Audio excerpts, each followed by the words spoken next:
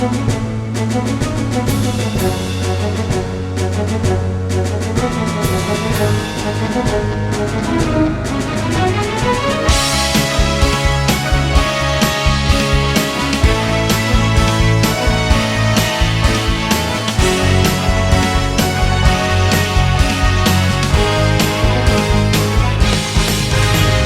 illəridir həsrətdə, torpağım qalıb dəhşətdə.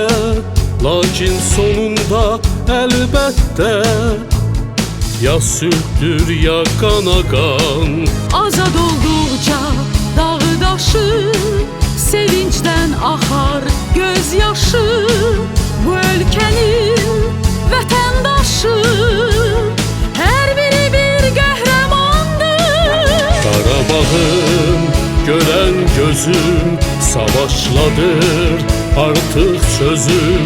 Şəhid olsam bu son sözüm bütün dünyaya bəyandır.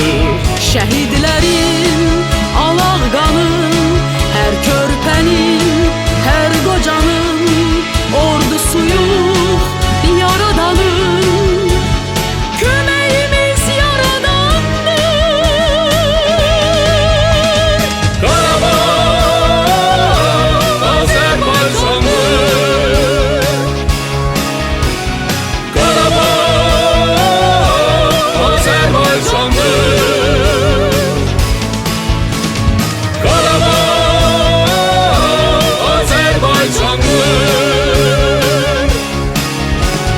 Qarabağ Azərbaycandır.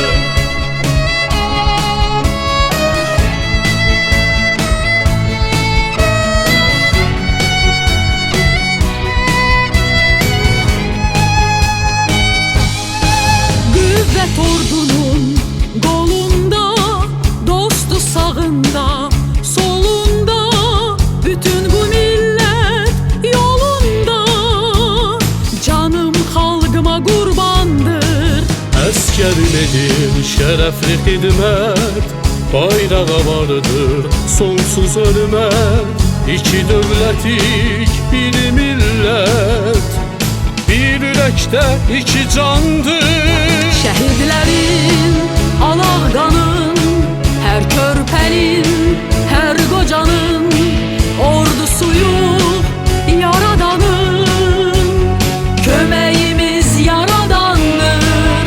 Qarabağım, görən gözüm savaşladır artıq sözüm.